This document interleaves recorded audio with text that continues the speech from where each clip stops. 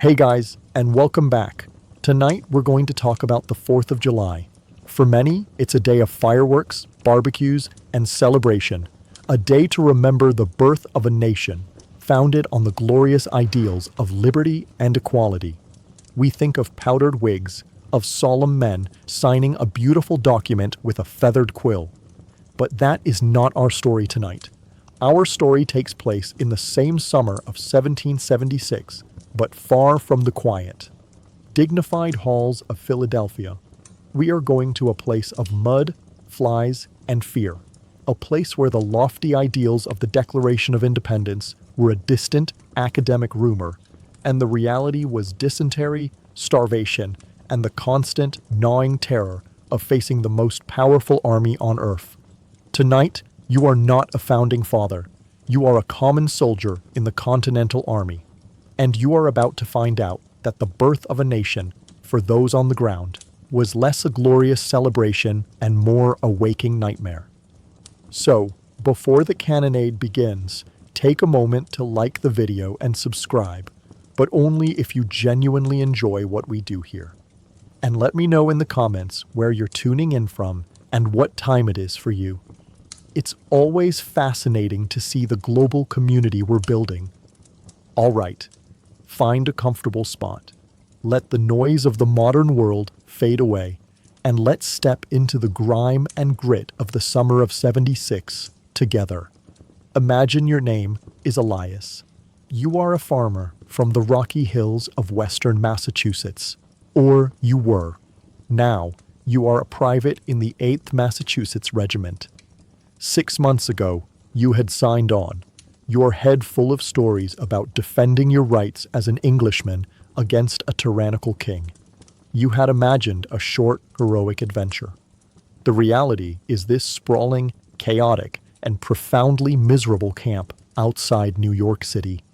Your world is a sea of canvas tents, pitched without order or reason across a dusty, sun-baked field. They are old, patched, and leak when it rains. The smoke from hundreds of cooking fires hangs heavy in the humid July air, a constant haze that stings your eyes and coats the back of your throat. But it is the smell that truly defines this place.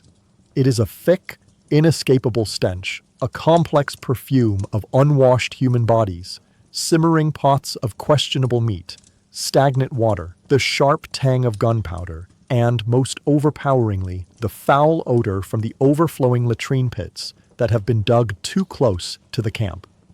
Flies are a biblical plague, a constant, buzzing black cloud that settles on everything: your food, your face, the open sores on your feet. This was not the professional army of a nation. It was, at this stage, a fractious collection of farmers, blacksmiths, and shopkeepers. These were men who had signed on for a few months, promised liberty, but given only squalor.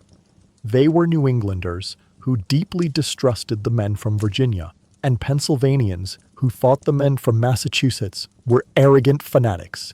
They were not yet an army.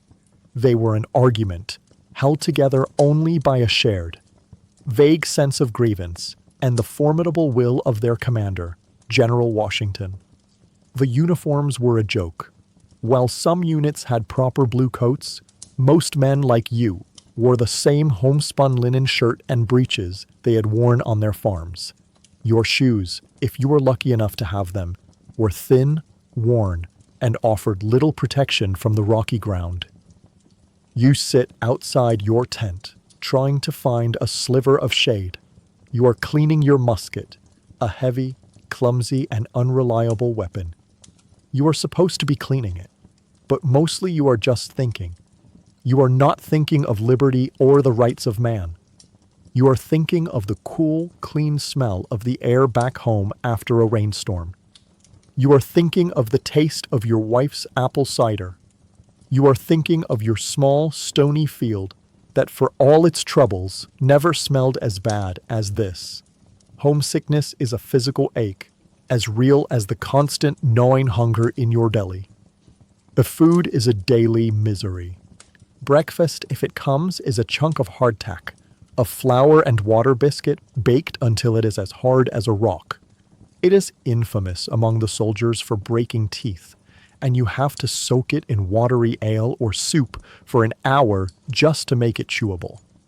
The main meal of the day is a stew, a thin, greasy broth with a few floating pieces of salted pork or beef, meat that is often so old and briny it makes you gag. You are always hungry. The men are always complaining, and you hear whispers of quartermasters, the men in charge of supplies, selling off the army's best provisions for their own profit. You look around at the other men. They are boys, mostly. Boys of 16, 17, 20. They are bored, they are scared, and they are sick. A constant hacking cough echoes through the camp. The latrine trenches are always busy with men suffering from dysentery, the bloody flux, a disease that could kill a man faster than any British musket ball. This is the glorious army of revolution. It is a tired, hungry, and sick collection of farm boys who are beginning to suspect they have made a terrible mistake. And across the water, the most powerful empire on earth is gathering its forces, preparing to wipe you from existence. The celebration has not yet begun. Your day does not begin with the gentle light of dawn. It begins with a sound that rips you from a shallow, restless sleep. The violent, rattling tattoo of a snare drum, accompanied by the shrill, piercing cry of a fife. It is the sound of reveille. It is a sound you have come to despise. You groan, your body a landscape of aches and pains, and force yourself out of your thin, louse-infested blanket into the cold, damp air of the pre-dawn. There is no time to be tired. To be late for the morning muster is to earn the wrath of Sergeant Davies.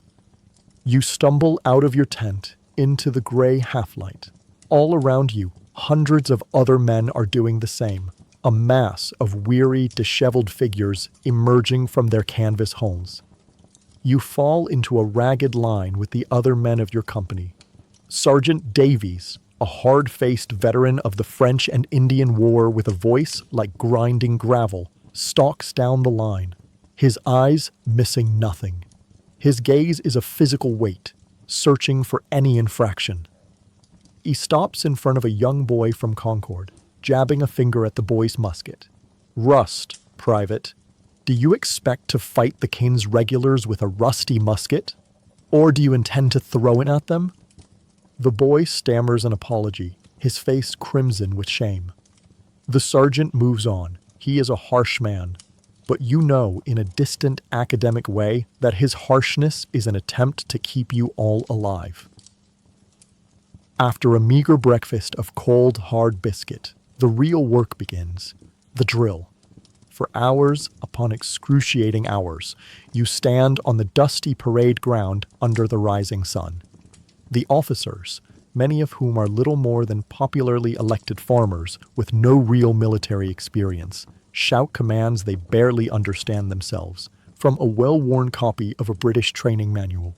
The primary focus is the manual of arms for the flintlock musket.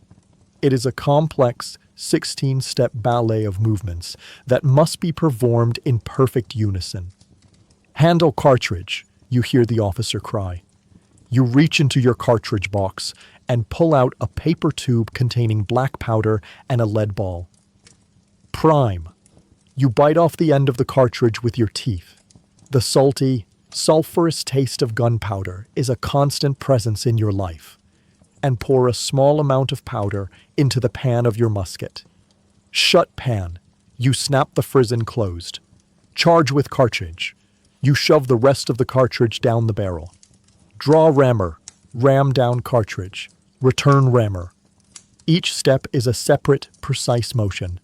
You do this again and again, the movements becoming automatic, your mind numb with the repetition. This was the great challenge for the Continental Army's command. They had to take a collection of fiercely independent farmers, men who bristled at any form of authority, and forge them into a disciplined, European-style army capable of standing in a line and facing down professional British regulars. The relentless, mind-numbing drilling was not just about teaching tactics. It was about breaking the individualistic spirit of the Minuteman. It was about teaching men to stop thinking for themselves and to obey instantly, without question. It was a process that was both essential for victory and deeply resented by the very men who were enduring it for the cause of liberty. After hours of musket drill, you practice marching, forming lines, wheeling in formation, forming a square. The sun is high now, beating down on you. Your wool tunic, a suffocating, itchy trap for the heat. Sweat runs into your eyes. Your throat is parched. Your mind wanders back to your farm, to the simple, satisfying work of scything a field. This feels like a pointless, elaborate, and painful game. The afternoon brings a stark reminder of the other side of military life: discipline. You are all summoned to witness a punishment. A young man from a Pennsylvania regiment, caught stealing food from the quartermaster's stores, is tied to a post in the center of the parade ground. His back is bare. The entire regiment stands in a silent, hollow square, forced to watch. The captain reads the sentence: 12 lashes, well laid on. The drummer approaches, not with his drumsticks, but with a cat o' nine tails. The sound of the first lash is a wet, sickening thwack that makes you flinch. The man cries out. By the 5th lash, his back is a crisscrossed map of bloody welts. By the 10th, he is silent, his head hanging limp. This was the brutal reality of military justice. An army is a machine, and any part that does not function correctly must be beaten back into line. You watch, your stomach churning, and you feel a cold knot of fear. The British are the enemy you signed up to fight, but the power of your own officers, the power to inflict this kind of suffering, is a much more immediate and intimate terror.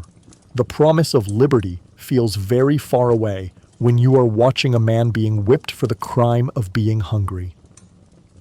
As the day ends, you are dismissed. You are not just tired. You are physically and emotionally drained. Your mind a dull buzz of repeated commands and the memory of a man's screams. As you stumble back to your tent, you feel a familiar, unwelcome churning in your gut, and you realize that the discipline of the officers is not the only thing trying to break you. There is another enemy, one that moves silently through the camp, far more deadly than any British bayonet. It is the sickness.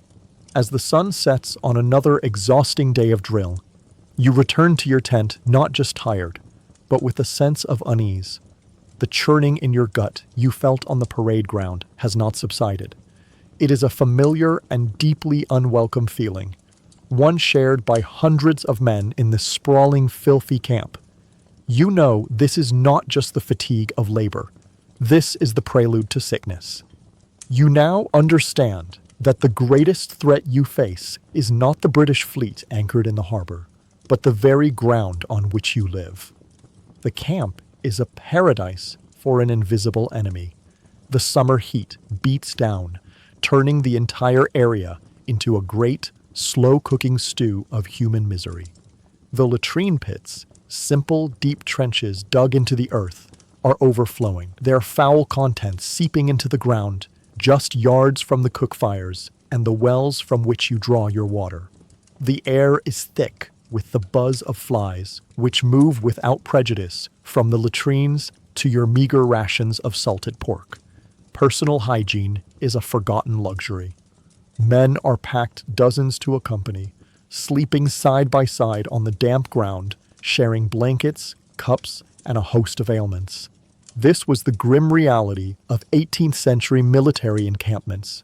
Historians estimate that for every one soldier killed in combat in the Revolutionary War, as many as 10 died from disease. The Continental Army was often more of a large, mobile hospital than a fighting force, lacking a scientific understanding of germ theory and with only the most primitive grasp of sanitation. These large encampments became perfect incubators for epidemics, that could wipe out entire regiments without a single shot being fired. Your first encounter with this enemy is with dysentery, known throughout the camp by its more visceral name, the bloody flux. You see men doubled over with cramps, their faces pale with pain, making a desperate run for the latrine trenches. You hear them at night, groaning in their tents. It is a humiliating and debilitating illness that leaves a man weak, dehydrated, and unable to perform his duties. To catch the flux is to be marked with a debilitating shame, a sign that your body's own humors are in revolt. Even more terrifying is the specter of smallpox.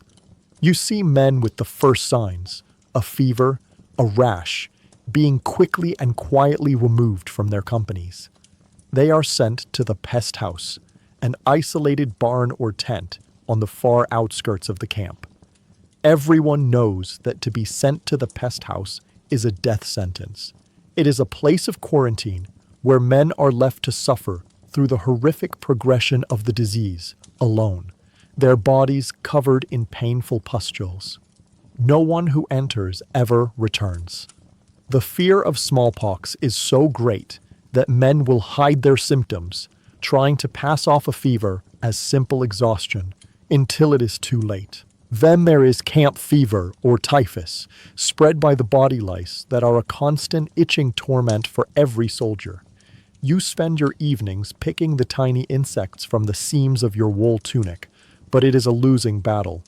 The fever comes on suddenly, with a splitting headache and a delirium that makes grown men cry out for their mothers or speak to ghosts from their past. When a man falls truly ill, he is sent to the surgeon's tent. This is not a place of healing, it is a place of horror.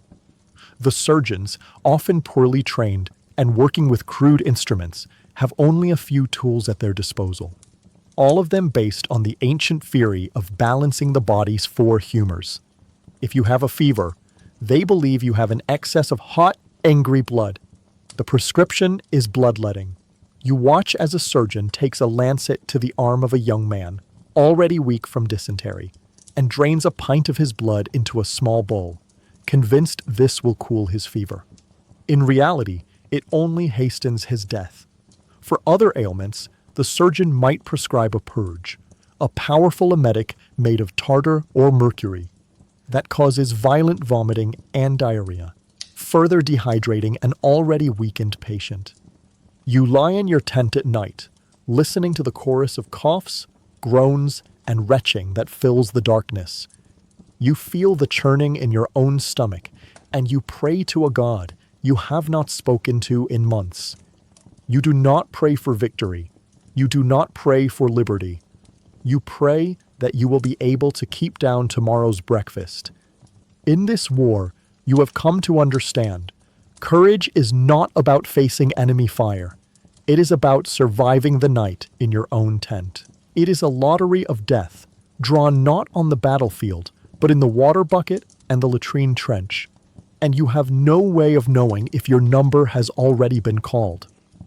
You lie in your tent, the worst of the fever having passed, but the sickness has left you weak and hollowed out. Your body craves nourishment to rebuild its strength, but you know what is coming. In the Continental Army, hunger is not an occasional discomfort. It is a permanent state of being, a constant, dull ache that sits behind your ribs and colors every waking moment. It is a war fought with muskets, but with an empty stomach and a piece of hard, stale bread. On paper, the ration decreed by the Continental Congress was substantial enough. Each soldier was entitled to a pound of beef or salted fish, or 3/4 of a pound of salted pork per day, a pound of bread or flour, a small measure of peas or beans, a pint of milk, and a gill of rum or spruce beer to keep spirits up. It was a soldier's diet, designed to provide the energy needed for the rigors of a campaign. But this official ration was a fantasy, a cruel joke read aloud by officers whose own tables were often well stocked. The reality of what ended up in your tin cup and on your wooden plate was a pathetic and often disgusting fraction of what was promised. The staple of your diet, the thing you eat almost every day, is hardtack. It is a simple biscuit made of flour, water, and sometimes a little salt, baked multiple times until it is as hard and as durable as a piece of fired clay. Soldiers have other names for it: tooth dullers, sheet iron, worm castles. The last name is the most accurate. Your biscuit is often riddled with small holes, and you learn to tap it firmly on a rock before eating to knock out the weevils and maggots that have made it their home. To even attempt to chew it dry is to risk breaking a tooth. The only way to make it edible is to soak it for an hour in your watery ale, or to smash it into pieces with the butt of your musket and boil it into a tasteless, lumpy porridge. A meat, when it arrives, is often worse. It comes packed in great wooden barrels of brine, salted pork or beef, preserved for months. When you pull a piece out, it is caked in a thick white crust of salt, the meat beneath it a strange grayish color. It must be boiled for hours to draw out the salt and make it chewable, and even then it is tough, stringy, and still so salty it makes your tongue feel thick. More often than not, by the time the barrels reach your camp, the meat has already begun to spoil, a faint green tinge to the fat, and a smell that makes even the most desperate man hesitate. A reason for this constant state of near starvation was a catastrophic failure of logistics. The Continental Congress had very little power and even less money. It could not effectively tax the colonies to pay for the war, and its currency was so worthless it gave rise to the phrase, "not worth a continental." The army's supply chain was a logistical nightmare, managed by a corrupt and inefficient commissariat, quartermasters. The men responsible for procuring and distributing supplies often lined their own pockets, selling off the best provisions like fresh beef and flour to civilians for a profit, and leaving the soldiers with the spoiled dregs. For the common soldier, the war was often a battle not against the British, but against the profound incompetence of their own supply system. To survive, you learn to supplement your diet. You and your tent mates learn to forage in the woods for berries and edible roots. You learn to fish in the nearby streams, hoping to catch something to throw in your stew pot. And, when the hunger becomes truly desperate, you learn to forage from the local population.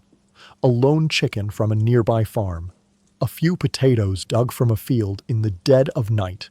These small acts of theft were a common and necessary crime. It created a deep resentment between the army that was supposedly protecting the civilians and the civilians who saw you as little more than hungry, armed thieves. This constant hunger does more than just weaken the body. It corrodes the soul. It makes men irritable, weak, and more susceptible to the diseases that are already sweeping through the camp. It breeds a deep, bitter resentment towards the officers, who are often seen eating better food while you are knocking weevils out of your biscuit. You finish your meager meal of boiled salt pork and crumbled hardtack. You are no longer starving, but you are not full. You are simply not empty. You lean back against the canvas of your tent, the dull ache in your belly a familiar friend. You think of your farm, of the vegetable garden, the smokehouse full of meat, the cellar full of apples. But on this particular afternoon, a new sound begins to travel through the camp. It is not a complaint about food or a groan of sickness. It is a murmur, a whisper passing from tent to tent. It's a rumor about something happening far away, in Philadelphia. Something about a piece of paper, a final declaration. It is a word you barely understand, a word that feels both thrilling and terrifying. Independence. The word, at first, is just a whisper, a strange sound passed between men huddled around a smoky campfire. Independence. You hear it from a corporal in the tent next to yours, who heard it from a sergeant who was sharing a cup of rum with an officer's aide. You are a simple farmer from Massachusetts, and the word feels foreign on your tongue, heavy with meanings you do not fully grasp. In the 18th century, information did not travel at the speed of light. It traveled at the speed of a tired horse. News was a physical object, a letter, a dispatch, a printed pamphlet, carried over muddy roads. By the time it reached the common man, it was often fragmented, distorted, and layered with rumor and speculation. The camp, a hotbed of boredom and anxiety, was a fertile ground for these rumors to grow. For days, the word independence is all anyone can talk about, and no one seems to agree on what it means. You listen to the arguments that break out among the men. A young private from Boston, a boy who once worked as a clerk for a lawyer, speaks with a fiery passion. He quotes from a pamphlet you've heard of, but never read, something called Common Sense. He talks of the rights of man, of the tyranny of monarchy, and of the glorious destiny of a new nation, free from the corruption of the old world. He says independence, as if it is a holy word, a call to create a new Eden. To you, his words are like a sermon in a language you don't understand. Others are more cynical. Sergeant Davies, cleaning his musket with a practiced, methodical calm, scoffs at the talk. Independence, he spits, the word a curse. That's just another word for a longer war. It's a word invented by rich men in Philadelphia who sleep in warm beds. Does their independence put shoes on your feet? Does it put meat in your stew? No. It just means the king will send 10 times as many soldiers to hang us all as traitors. For him, the word means nothing but more suffering, more death. You and men like you are caught in the middle. Your world has been your farm, your family, your village. You took up arms because you were told the king's men were coming to take your property and your rights as an Englishman. Now you are being told that you are no longer an Englishman. The idea is profoundly unsettling. What are you, then? Who do you owe your loyalty to? The Continental Congress? A collection of wealthy men in a distant city who have thus far proven incapable of providing you with a decent meal? The concept is too vast, too abstract. Your concerns are small, simple, and immediate. The leak in your tent roof, the sores on your feet, the gnawing hunger in your belly. For over a year, the colonies had existed in a strange state of undeclared war. The battle at Bunker Hill had been fought, forts had been captured, and an army had been raised, all while most colonists still considered themselves loyal subjects of King George III. They were fighting for a redress of grievances, for their rights within the British Empire. But radical voices like Thomas Paine and Samuel Adams were pushing for a complete and final break. The word independence was seditious, a treasonous thought that until recently was only spoken in secret. For the soldiers in the camp, this great political debate was a distant storm, but they were the ones on the ground, the ones who would be struck by the lightning if it broke. Over the next few days, the rumors grow more intense, more specific. A courier was seen arriving at General Washington's headquarters, his horse lathered in sweat. A new shipment of muskets has arrived, along with barrels of gunpowder. The officers are seen meeting late into the night. The atmosphere in the camp changes. The usual complaints about food and drilling are replaced by a new, tense energy. It is a mixture of excitement, fear, and profound uncertainty. You feel as though you are standing on a precipice, and the ground beneath your feet is beginning to crumble. A line is about to be crossed, and you know that once it is, there will be no turning back.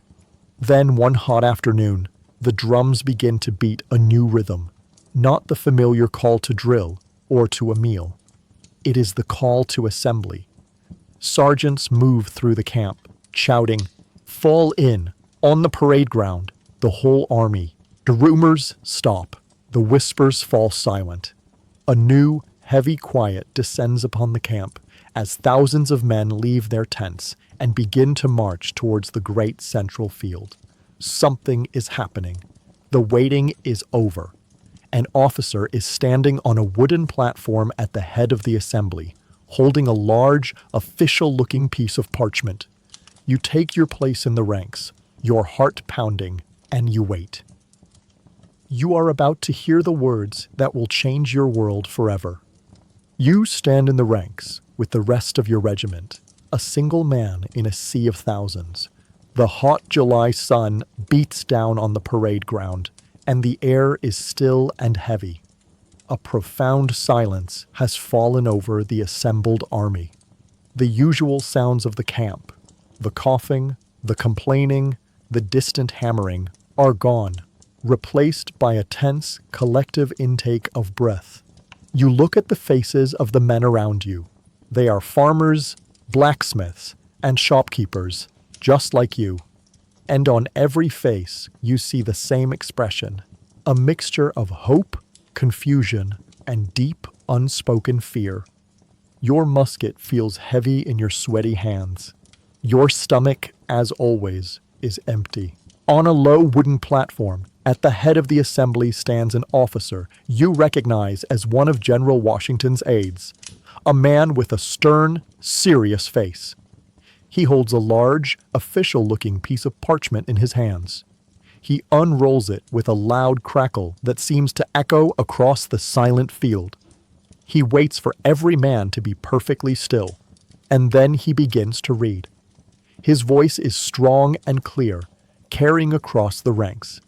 He begins with a string of formal, philosophical words that you struggle to follow. When in the course of human events, it becomes necessary for one people to dissolve the political bands which have connected them with another. You may not understand the poetry of the language, but you understand the word dissolve. It is a word of finality, a word of breaking. It means that the world you were born into, the world where you are a subject of the King of England, is about to end. Then come the words that will echo through history, words that feel both magnificent and profoundly alien as they wash over you. We hold these truths to be self-evident, that all men are created equal, that they are endowed by their Creator with certain unalienable rights, that among these are life, liberty, and the pursuit of happiness. All men are created equal. The phrase is a thunderclap in your mind. You look at your own worn-out shoes, your threadbare tunic. You think of the wealthy merchants and landowners back home in Massachusetts. You think of the officers on their fine horses, their uniforms clean, their bellies full. You think of the man who was flogged yesterday for being hungry. You have never been equal to any of them. The words are beautiful, like something from a sermon or a poem. But in the harsh, practical reality of your life, they feel like a fiction, a dream from another world. What is this liberty when you can be whipped for speaking out of turn? What is this pursuit of happiness when your every waking moment is consumed by hunger, sickness, and the fear of death? The officer continues, his voice rising as he reads a long list of the king's crimes, a list of grievances. Some of them you understand. You have seen the king's soldiers quartered in the homes of your neighbors. You have felt the sting of his taxes. But many of the complaints are about things you cannot comprehend, about laws of trade, about judges and legislatures in distant colonies. It is the argument of wealthy, educated men, and it feels a world away from your own simple struggle. Finally, after what feels like an eternity, the officer reaches the end. He takes a deep breath, and his voice rings out with a new, powerful finality. It's, "We, therefore, the representatives of the United States of America, solemnly publish and declare that these united colonies are, and of right ought to be, free and independent states, that they are absolved from all allegiance to the British Crown, and that all political connection between them and the state of Great Britain is and ought to be totally dissolved. There it is. The line has been crossed. The words hang in the hot, still air. free and independent states. For a moment, there is only a stunned silence as thousands of men process the enormity of what they have just heard. Then, a single cheer erupts from one of the Philadelphia regiments. It is answered by another, and then another, until a great, ragged roar sweeps through the army. Men throw their hats in the air. They cheer for Congress. They cheer for General Washington. They cheer for this new, fragile idea of a nation. You stand amidst the celebration, but you do not cheer. The elation of the men around you feels foreign, because as the noise washes over you, the lofty, philosophical words of the Declaration fade away, and you are left with their simple, brutal, and terrifying meaning. For the men in Philadelphia, signing the document was a courageous act of treason. For you, standing on this field, hearing it read aloud is something far more immediate. It is a death warrant and a birth certificate, read at the same time. It has transformed your regional squabble over taxes into a full-blown war for national survival. There is no going back. From this moment on, you are no longer an Englishman fighting for your rights. You are a rebel. You are a traitor. And if you are captured, you will not be a prisoner of war. You will be taken to the gallows and hanged by the neck until you are dead. The war just became a fight to the finish. Your finish. The cheering eventually dies down. The men are dismissed, and they drift back to their tents in small, excited groups, their voices buzzing with the grand, new words they have just heard. They talk of a new nation, of freedom, of the glorious future that awaits.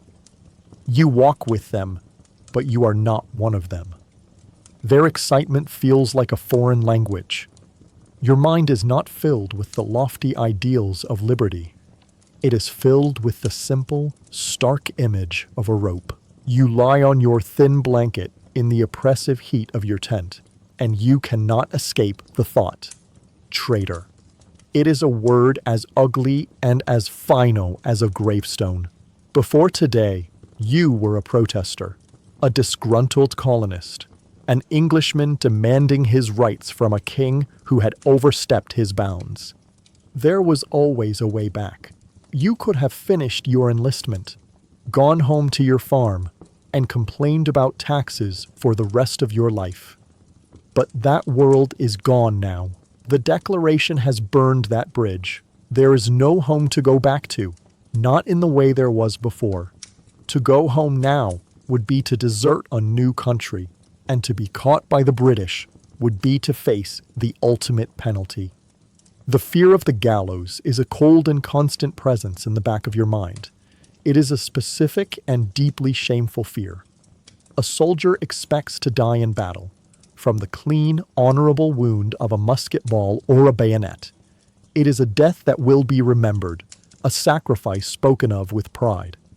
But hanging is for common thieves, for murderers, for pirates. It is a public spectacle of humiliation. It is a death designed to make an example of you, to strip you of your dignity before it strips you of your life. You imagine it in vivid, horrifying detail. The rough, scratchy feel of the rope around your neck, the jeering crowds, the final, sickening drop into nothingness. This is the fate of a traitor, and as of this afternoon, that is what you are. This new legal status was a source of constant dread for the common soldier. The British command was in a difficult position. Treating every captured Continental as a traitor and hanging them en masse would risk creating an army of martyrs and stiffening the rebellion's resolve. But treating them as legitimate prisoners of war, as soldiers of a sovereign nation, would mean acknowledging the authority of the Continental Congress, something the Crown absolutely refused to do. The result was a grim and often inconsistent policy. While mass hangings of regular soldiers were rare, the threat was always present.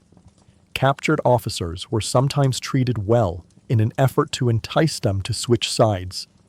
But for an enlisted man like you, capture often meant a death sentence of a different kind. to be thrown onto one of the notoriously brutal British prison ships anchored in the waters around New York. These ships, like the infamous HMS Jersey, were floating hells. Thousands of men were packed into their dark, airless holds, given spoiled food and foul water. Disease ran rampant. Smallpox, dysentery, and typhus killed thousands. To be taken prisoner was not to be removed from the war. It was to be condemned to a slow, anonymous death by sickness and neglect. It was a fate many feared more than the gallows itself. This new reality changes the atmosphere in the camp. For some men, the idealists, the declaration is a source of new, righteous fire. Their fight now has a clear and noble purpose. They are no longer just fighting for tax rights. They are fighting for the birth of a nation. But for many others, like you, the effect is more complicated. The war is no longer a distant political struggle. It is an intensely personal fight for your own neck. Every patrol is more dangerous. Every skirmish carries a new weight. The thought of surrender, once a distant possibility in a hopeless situation, is now unthinkable. You must win, or you must die. There is no third option. You lie there, listening to the sounds of the camp. You hear men singing patriotic songs, their voices full of a new, fervent energy. But you also see men sitting alone, their faces grim, quietly cleaning their muskets with a new, desperate focus. They, like you, understand the true meaning of the day's events. The politicians in their fine clothes have made a beautiful, eloquent gamble.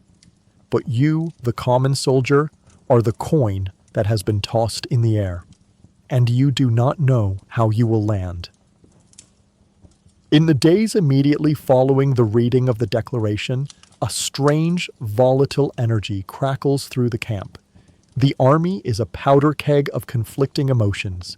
On one hand, there is the soaring, patriotic fervor inspired by the new idea of America. On the other, there is the cold, private terror of being a traitor. The men are restless, anxious, spoiling for a fight or some kind of release. The officers and generals know that this new, powerful energy must be channeled, given a target before it curdles into mutiny or despair. A few days later, the order comes down. It spreads through the camp, not as a formal decree, but as an electrifying, sanctioned rumor. The target is not a British patrol. It is a symbol, a massive, gilded statue of King George III on horseback that stands in Bowling Green at the southern tip of Manhattan. It is the most prominent and powerful symbol of royal authority in the entire city, and it is going to come down. Your regiment is assembled and marched into the city. The experience is a world away from your grim life in the camp. You march through the streets of New York, surrounded by civilians. Some cheer you on, offering you cups of water or ale, their faces alight with revolutionary zeal. Others, the loyalists, watch from their windows with expressions of cold fury or fear, quickly shuddering then as you pass. You are no longer just a soldier in a field. You are an actor in a great public drama. You arrive at Bowling Green. The statue is even more impressive up close than you had imagined. It is a colossal monument of gilded lead weighing nearly 2 tons, depicting the king in the regal style of a Roman emperor. He sits astride a powerful horse, his arm outstretched, a figure of absolute divinely ordained power. For years, this statue has been an unmovable part of the city's landscape, a constant reminder of who was in charge. To attack it feels like an attack on reality itself. A great crowd of soldiers and civilians has already gathered, their mood a mixture of a festival and a riot. Ropes are thrown around the great statue. Dozens of men, soldiers and sailors among them, grab hold. You find yourself taking a place on one of the thick, coarse ropes, the fibers digging into your calloused hands. An officer gives a signal.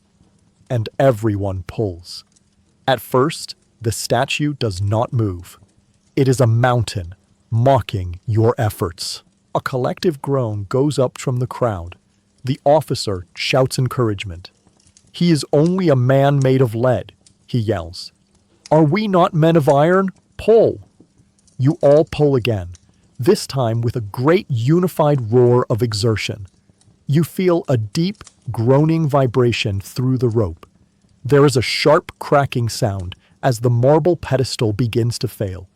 The great horse rears back, and then, with a slow, majestic finality, the entire monument crashes to the ground with a sound like thunder, sending a cloud of dust into the air. A moment of stunned silence is followed by an explosion of pure cathartic joy. The crowd surges forward.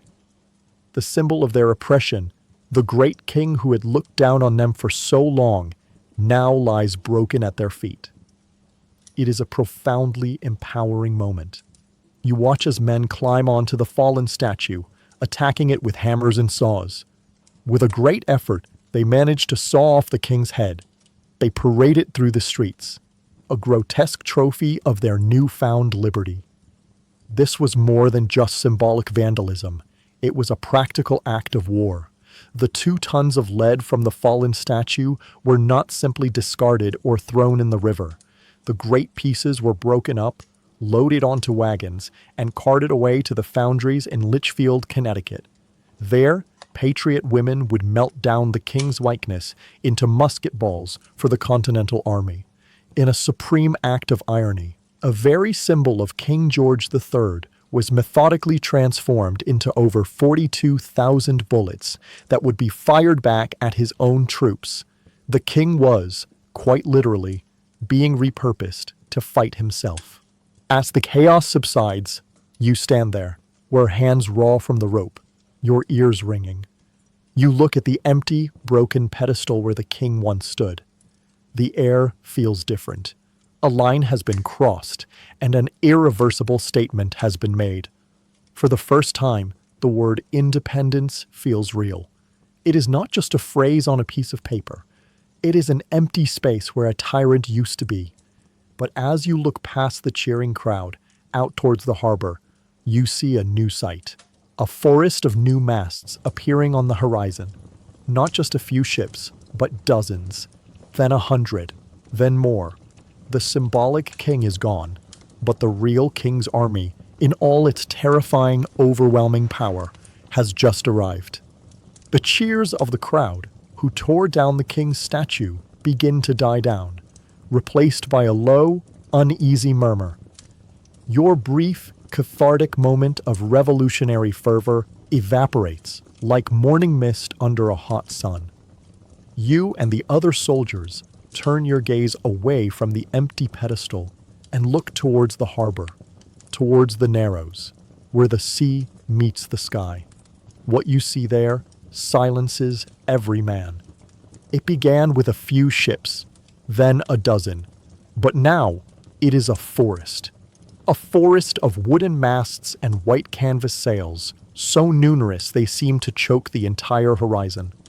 Ship after ship, they glide with a terrible, silent grace into the harbor, their great Union Jack flags snapping in the wind. These are not simple merchant vessels. These are ships of the line, massive, 3-decked behemoths bristling with cannons. They are frigates, sleek and fast, and behind them, an endless flotilla of transport ships. Their decks crowded with thousands upon thousands of soldiers in their distinctive red coats. What you and the Continental Army were witnessing was the largest amphibious force ever assembled by a European power in the 18th century. The British fleet, under the command of Admiral Lord Howe, would eventually number nearly 500 ships, carrying over 32,000 professional soldiers. This included not only the elite of the British Army, but also thousands of highly disciplined German mercenaries, known as Hessians, who were feared throughout Europe for their skill and brutality. Washington's army, by contrast, numbered less than 20,000, and most were poorly trained, poorly equipped militia on short-term enlistments. By any rational measure, the war should have been over in a matter of weeks. You stand on the shore, a farm boy from Massachusetts, and you watch this display of unimaginable power. It is a spectacle designed to awe and intimidate, and it is brutally effective. You feel a profound sense of insignificance. Your entire ragged army, with its mismatched clothes and rusty muskets, feels like a small, angry village standing in the path of an earthquake. The statue you pulled down just hours ago was a hollow man made of lead. This is the physical embodiment of the British Empire's wrath, a floating city of wood and iron and cannon, and it has come here to crush you. Over the next few days, you watch as the British forces disembark, landing unopposed on Staten Island. You watch through spyglasses from the heights of Manhattan.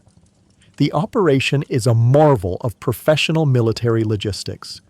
Boat after boat, filled with disciplined soldiers, rows ashore with practiced efficiency. They form perfect regiments on the beach. Their red coats are immaculate. The sun glints off their polished muskets and bayonets. They move with a quiet, confident purpose that chills you to the bone. You watch them set up their own vast, orderly camp, a city of perfect white tents arranged in neat, geometric rows. It is the polar opposite of your own chaotic, filthy encampment. The fear that spreads through your camp is a cold, quiet sickness. The boisterous confidence that came from declaring independence has vanished, replaced by a grim, sobering reality. The men are quiet now. The arguments over politics have stopped. They just stare out at the water, at the forest of masts, and contemplate the impossible odds. You see the same thought reflected in every man's eyes. How can we possibly fight that? At night, the British fleet is a city of lights on the water. You can hear the faint sounds of their bands playing across the harbor, the music confident and imperial. It sounds like the music of a world that has already won. The sight of it is more demoralizing than any threat. It is a symbol of the vast resources, the centuries of tradition, and the global power that you, a handful of rebels in homespun clothes, have dared to defy. You look at your own musket, the one you painstakingly clean every day. You think of the 42,000 bullets that were supposedly made from the king's statue. It feels like a child's handful of pebbles to be thrown at a giant. The symbolic king is gone, but the real king, with all his ships and all his soldiers, has just anchored in your front yard. And you are no longer looking at a fleet. You are looking at the tens of thousands of men you will soon have to face in battle. The men who have come 3,000 miles to kill you and to end your new nation before it has even learned to walk. The days that follow the arrival of the British fleet are a slow, agonizing exercise in observation and dread. From the rudimentary earthworks you've built on the heights of Manhattan and Long Island, you and your comrades spend hours peering through spyglasses or simply staring across the water at the enemy camp that has sprung up on Staten Island. It is a city of perfect white-tented geometry, a testament to order and discipline. And from this distance, you begin to study the men who inhabit it, the men who have come here to end your revolution. First, there is the British regular, the redcoat. You have seen them before in Boston, but never in such overwhelming numbers. Even from afar, they are an intimidating sight. Their uniforms are a bold, shocking red, a color designed to be seen, to project power and confidence on a smoky battlefield. They wear clean, white breeches, and the sun glints off their polished brass buttons and the buckles of their white leather crossbelts. They move with a single, unified purpose, drilling on the fields with a machine-like precision that makes your own army's clumsy efforts seem like a child's game. They are professionals. For them, soldiering is not a temporary duty. It is a trade, a lifelong career. They have fought in the fields of Europe, in the jungles of India, and on the islands of the Caribbean. They do not fear battle. They expect it. They carry the Brown Bess, a heavy, reliable flintlock musket, and its most important accessory, a long, triangular bayonet that they have been trained to use with brutal efficiency. They are the physical embodiment of the empire you have just defied. But there is another type of soldier in their ranks, one whose name is spoken in hushed, fearful tones around your campfires. The Hessian. These were not just any soldiers. They were professional mercenaries from the small German states of Hesse-Kassel and Hesse-Hanau, rented out by their princes to the British crown for a handsome fee. They were renowned throughout Europe for their iron discipline and battlefield ferocity. They were not fighting for a cause or a king they loved. They were fighting for coin. This, in your eyes, makes them even more terrifying. They are seen as amoral, highly skilled killing machines, and the very act of King George hiring foreign troops to suppress what he still considered his own people was seen as a profound, unforgivable betrayal. Through the spyglass, they look like giants. They are often taller than the average British soldier, and their uniforms are designed to amplify this effect. They wear tall, ornate brass-fronted hats or mitres that make them seem inhuman, like monstrous metal automatons. They are famous for their discipline and their unwavering steadiness in the face of fire. The rumors in your camp are wild and terrifying. Some say the Hessians take no prisoners. Others whisper that they are cannibals. These are likely just campfire stories, but they speak to the deep, primal fear these foreign soldiers inspire. You look at these men, the confident redcoat, the disciplined Hessian, and then you look down at yourself. You are a farmer. Your uniform is a stained linen shirt. Your shoes are falling apart. Your musket is an old, unreliable family firearm you brought from home. You have never been in a real battle. You are being asked to stand in a line and face down the most accomplished and feared professional soldiers in the world. The feeling that settles over you is one of profound, almost comical, inadequacy. You and your comrades are fighting for the lofty, powerful ideal of liberty. The Hessians are fighting for nothing more than a paycheck. And yet, you know with a sickening certainty that they are far better at their job than you are at yours. You are an army of ideas. They are an army of killers. You spend your days watching them, and a cold dread takes root. The patriotic fervor that led you to tear down the king's statue feels like a distant, naive memory. That was a symbolic victory against a man made of lead. Across the water is the real thing, an army of flesh, blood, and steel. An army that does not know your cause and does not care about your rights. They have simply been paid to come here and kill you. And as you watch them drill, you have no doubt that they are worth every penny the king is paying for them. The days of watching them from across the water, however, are numbered. A new order comes down the line. Your regiment is to be ferried across to Long Island to build fortifications. You are no longer just observing the enemy. You are moving directly into his path. The order to move to Long Island spreads through the camp like a fever. You and the men of your regiment are herded onto flat-bottomed boats, a chaotic flotilla ferrying you across the East River from the city to the shores of Brooklyn.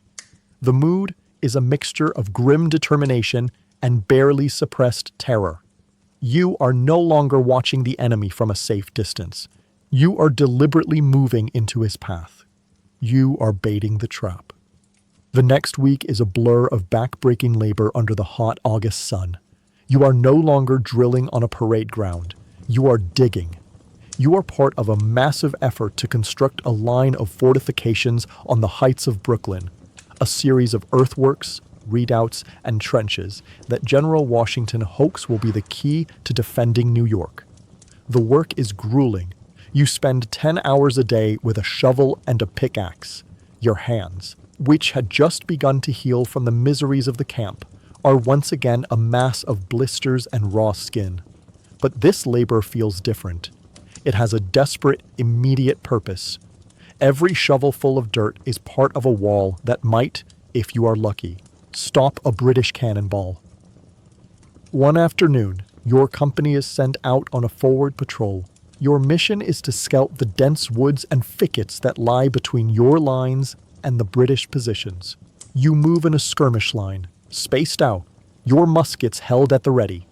The woods are quiet, but it is a tense, heavy silence. Every rustle of leaves, every snap of a twig, makes you jump. You feel 1,000 unseen eyes watching you from the shadows. Your patrol moves through a thick patch of forest and emerges into a small clearing. And there they are. It is a Hessian patrol, about 30 of them, taking a rest by a small stream. They see you at the same moment you see them. For a single, frozen second, the world seems to stop. You see their dark blue coats, their tall brass-fronted hats. They see your ragged, homespun clothes. There is a moment of shared, shocked recognition between two groups of men who have traveled thousands of miles to kill each other. Then all hell breaks loose. An officer on their side barks a command in harsh, guttural German. An officer on your side screams, "Take cover! Present!" You don't think. You react. You dive behind a large oak tree, your heart trying to beat its way out of your chest. You fumble with your musket, your hands clumsy with terror, and try to follow the steps of the drill that has been pounded into your head for months. Handle cartridge, prime. Before you can even shut the pan on your musket, the Hessians raise their weapons as one and fire a single disciplined volley. The sound is a physical blow, a deafening, rolling crash of thunder that echoes through the woods. The air is instantly filled with the sharp, acrid smell of gunpowder and a thick, white smoke that obscures everything. You hear the angry buzz of musket balls slicing through the leaves around you, and the sickening, wet thump of one hitting the man next to you. He cries out, a sharp, surprised sound, and collapses to the ground. You finally get your own musket loaded. You peer out from behind the tree into the wall of smoke. You can't see anything. You can only hear the shouts of your officer and the screams of the wounded. "Fire at will!" your officer yells.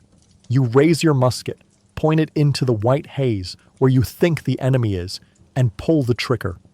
The weapon leaps in your hands, the recoil slamming the butt of the musket hard into your shoulder. The explosion is deafening, and a cloud of smoke momentarily blinds you. Did you hit anything? You have no idea. Contrary to the images and paintings, 18th century battles were not orderly affairs. After the first volley, the battlefield would be consumed by a thick fog of gunpowder smoke, making command and control nearly impossible. Soldiers often fired blindly into the smoke in the general direction of the enemy.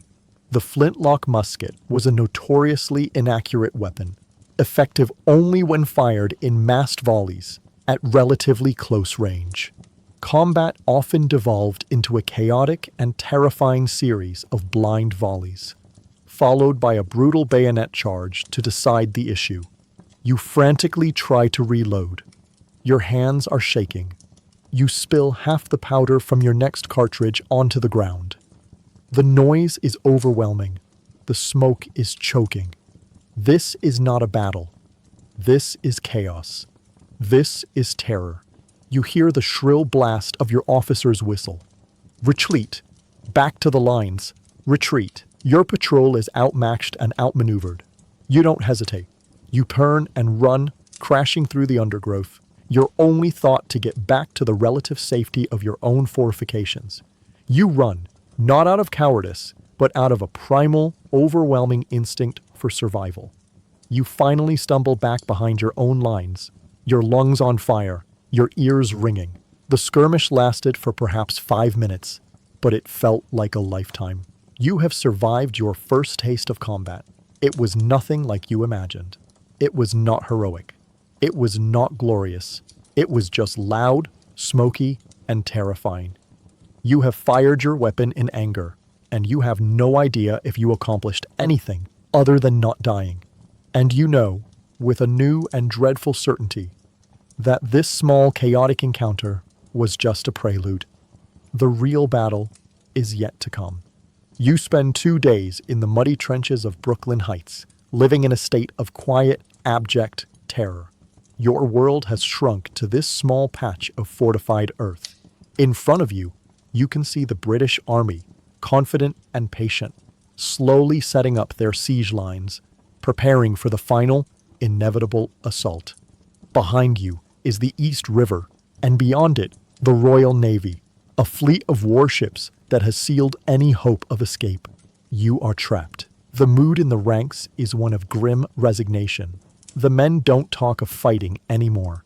They talk of home, of their families, their voices low and full of a profound, hollow sadness. They are waiting to die or to be taken prisoner, which, after hearing the stories of the prison ships, amounts to the same thing. A cold, driving rain begins to fall, adding to the misery. It soaks your thin tunic, chills you to the bone, and turns the bottom of your trench into a slick, muddy soup. The dream of July is well and truly dead. Then, on the night of August 29th, a new order comes, passed down the line in hushed, urgent whispers.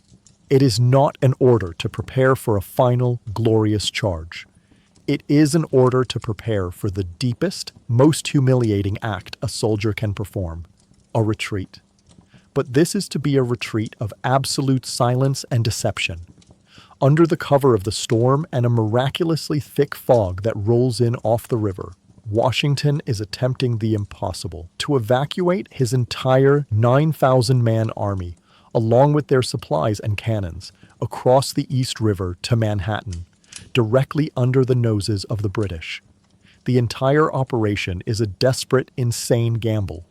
A single sharp-eyed British sentry, a single misplaced sound, could bring the entire Royal Navy down upon your exposed, fleeing army. A new kind of discipline takes hold, one born not of drills, but of a shared, mortal terror. Campfires are kept burning brightly to make the British believe the camp is stay occupied. Orders are given in whispers. The wheels of the cannons and supply wagons are wrapped in rags to muffle their sound on the rough roads. You and the men of your company are pulled from the forward lines, your movements slow and deliberate, like ghosts in the foggy night. You are marched down to the ferry landing at the edge of the river. The scene is one of organized, whispered chaos. A flotilla of small boats, rowboats, fishing vessels, barges, is waiting, manned by a regiment of hardy Marblehead fishermen from Massachusetts. These men, with their expert knowledge of the treacherous river currents, are the key to the entire operation. You are shoved onto a crowded, rocking boat. You are packed in so tightly you can barely move. The air thick with the smell of wet wool and fear. The boat pushes off into the fog-shrouded river. You cannot see the shore you just left. You cannot see the shore you are heading towards. You can hear the muffled shouts of British patrols on the nearby shoreline, completely unaware of the great escape happening just a few hundred yards away. The only sounds are the creak of the oars, the lapping of the water against the hull, and the low, muttered prayers of the men around you. The journey takes an eternity, but finally, the bottom of the boat scrapes against the shore. You have made it. You are in Manhattan. You are safe. This nighttime evacuation of the entire Continental Army is considered one of the greatest military feats of the war. Aided by a fortuitous fog and the skill of the fishermen, General Washington saved his army from certain destruction. Had the British discovered the retreat, or had the weather turned, the revolution would have ended in a massacre on the banks of the East River in August of 1776. But you do not feel like a survivor of a miracle. You feel like a whipped dog fleeing with its tail between its legs, and your ordeal is far from over. The months that follow are a long, humiliating, and agonizing retreat. The British drive you out of New York City. You are chased across the Hudson River and through the fields and towns of New Jersey. The victorious feeling of summer has been replaced by the grim reality of autumn, and then the biting cold of early winter. Your army is melting away. The enlistments of many of the men are expiring, and having had their taste of war, they simply go home. Your fine company of Massachusetts farmers is now a ragged handful of shivering, starving men. Your shoes, which were already worn, have completely disintegrated. You now march with your feet wrapped in rags, leaving bloody footprints in the frozen mud and snow. Your summer tunic is a pathetic defense against the icy wind. Hunger is once again your constant companion. By December, what is left of the Continental Army is huddled on the Pennsylvania side of the Delaware River, a broken, demoralized remnant of the proud force that had declared independence just a few months earlier. The cause is lost. Everyone knows it. You are cold, you are starving, and your own enlistment is up in a matter of weeks. You are ready to go home, to admit defeat. But then, as you are shivering around a weak campfire, a new rumor begins to circulate. A new plan. It is a plan so audacious, so suicidal, that at first you think it must be a joke. The general has a final, desperate idea. A plan to cross the icy river in the middle of a winter storm on Christmas night and attack the Hessian garrison at a place called Trenton. The news of the general's plan spreads through the frozen camp like a strange fever. You are to cross the ice-choked Delaware River in the dead of night, in the middle of a raging winter storm, march 9 miles and attack a garrison of professional Hessian soldiers. The reaction among the men is not one of patriotic fervor. It is one of stunned, weary disbelief. It is a suicide mission. A final, desperate spasm before the inevitable death of your cause. You look at the men around you. They are skeletons, wrapped in rags. Many have no shoes, their feet bound in strips of bloody cloth. The elegant ideals of the Declaration, read aloud on that hot July afternoon, are a distant, mocking echo. Your enlistment, like that of most of the men here, expires in less than a week, on New Year's Day. You have every intention of simply walking away, back towards your farm in Massachusetts, leaving this disastrous war behind you. You have done your part. You have suffered enough. But Washington and his officers understand the stakes. This is not just another battle. It is a gamble for the very survival of the revolution. If the army dissolves at the end of the year without a single victory to its name, the war is over. The cause is lost. This desperate, insane attack is not just a plan. It is their last and only hope. On Christmas night, 1776, you are roused from your fitful sleep and ordered to assemble. The weather is atrocious. A powerful nor'easter is raging, a blinding mixture of sleet, snow, and freezing rain, driven by a howling wind. You are ferried down to the riverbank. The Delaware is not a placid river. It is a churning, angry torrent, filled with huge, jagged chunks of ice. The boats waiting for you are the same heavy, flat-bottomed Durham boats that saved you at Long Island, once again manned by the same Marblehead fishermen. Under the command of Colonel John Glover, these expert watermen begin the treacherous task of ferrying 2,400 men, along with their cannons and horses, across the icy river. You are crowded onto a boat, the freezing water splashing over the sides, drenching your already soaked tunic. The wind is a physical force, threatening to swamp the small vessel. Great floes of ice grind against the hull with a deep, groaning sound. You huddle with the other men, your body a single, uncontrollable shiver.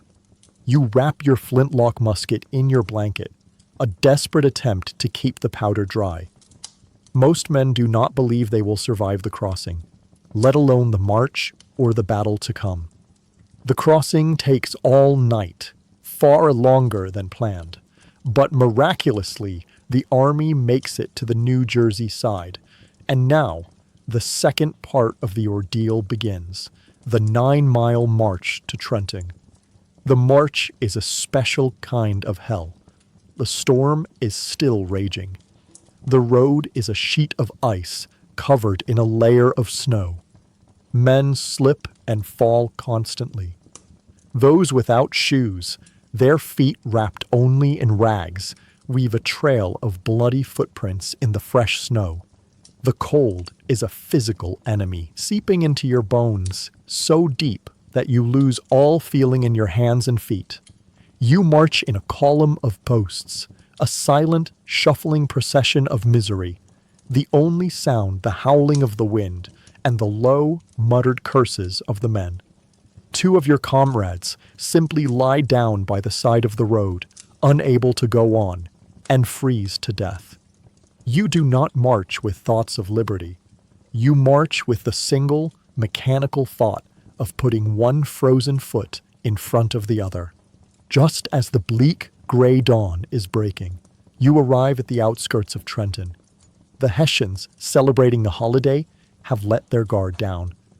They have no idea you are here. The attack is sudden and overwhelming. You hear the boom of your own army's cannons opening fire, their sound muffled by the snow. Your officer screams the command to charge. You run into the streets of the town, your legs numb, your mind a blur of cold and exhaustion.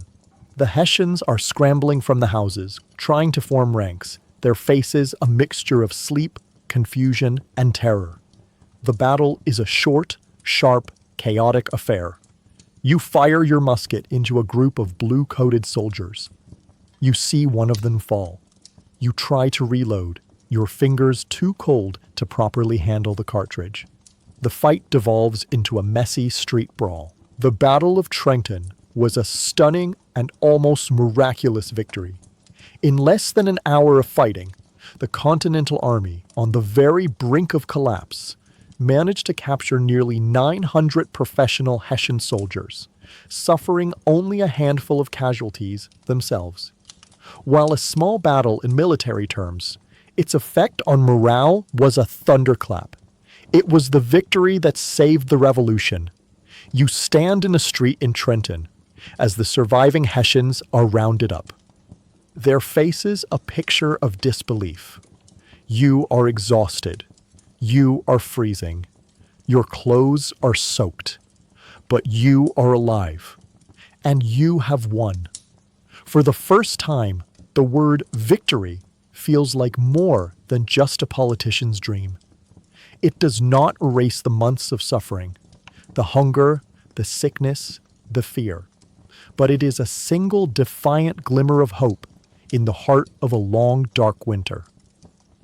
A victory at Trenton was not the end of the war. It was merely the end of the beginning. It was a single defiant candle lit in the darkest winter of the Revolution, proving that the cause was not yet lost. The news of the stunning success brought new recruits and a renewed sense of purpose. But for you, Elias, and the other veterans who survived that first terrible year, the war would stretch on for 6 more agonizing years. There would be more winters of starvation, like the one at Valley Forge. There would be more defeats, more retreats, and more friends lost to the slow, creeping death of disease in filthy camps. But let us leave the long, bloody narrative of the war behind and jump forward in time. Imagine, years have passed. The war is won. The United States of America is no longer just a phrase on a piece of paper. It is a real country. And you, Elias, have survived. You are an old man now, back on your rocky farm in Massachusetts.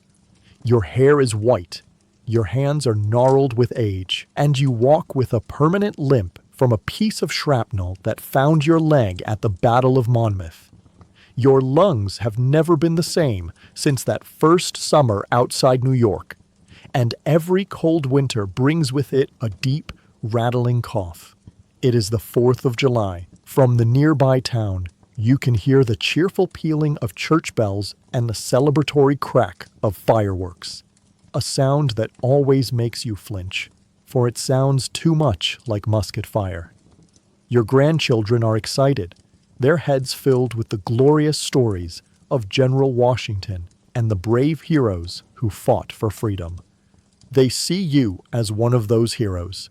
But when you think back to that summer of 1776, you do not think of glory. You do not first remember the triumphant words of the Declaration.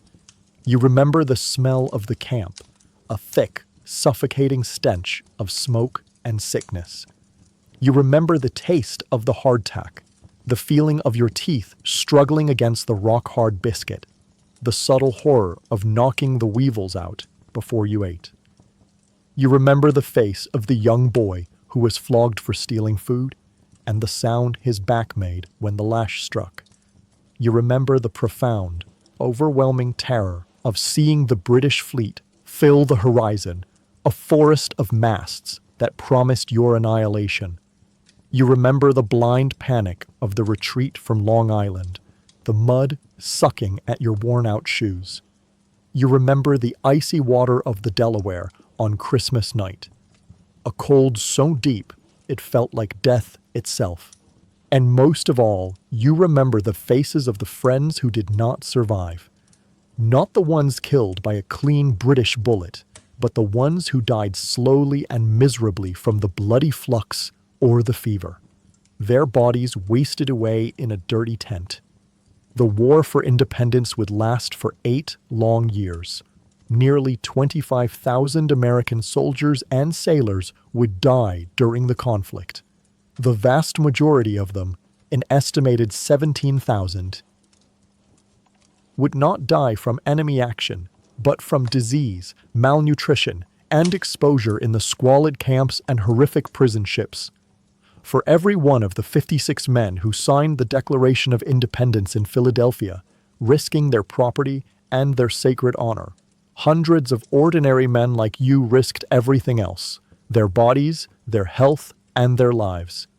Your grandchildren ask you to tell them a story about the war, a story of heroism. You simply nod and tell them that it was very cold and that you were very hungry. Later that evening, you sit on your porch and watch the fireworks light up the night sky.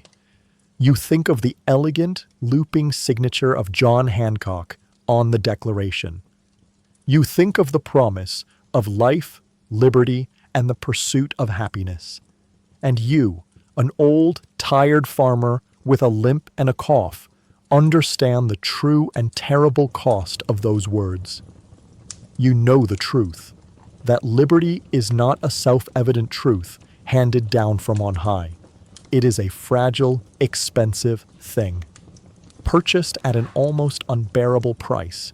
It is bought with hunger, with sickness, with fear, and with the quiet, forgotten, and often miserable sacrifices of thousands of common men who endured a living hell so that a new nation might have a chance to be born. And so he sits, the old farmer, a living monument to a truth not often found in history books, that the cost of freedom is paid not on parchment, but in the mud of 1,000 miserable campfires. Thank you for joining us on this journey into the summer of 1776. The story of the common soldier of the American Revolution is a powerful reminder that the grand narratives of history are always built on a foundation of individual, often forgotten, human suffering. For every celebrated general, there were thousands of men like Elias, whose greatest enemy was not the redcoats, but the sickness and starvation in their own camp. If you believe these stories deserve to be told, please take a moment to support our channel. Leaving a like helps more people find these histories.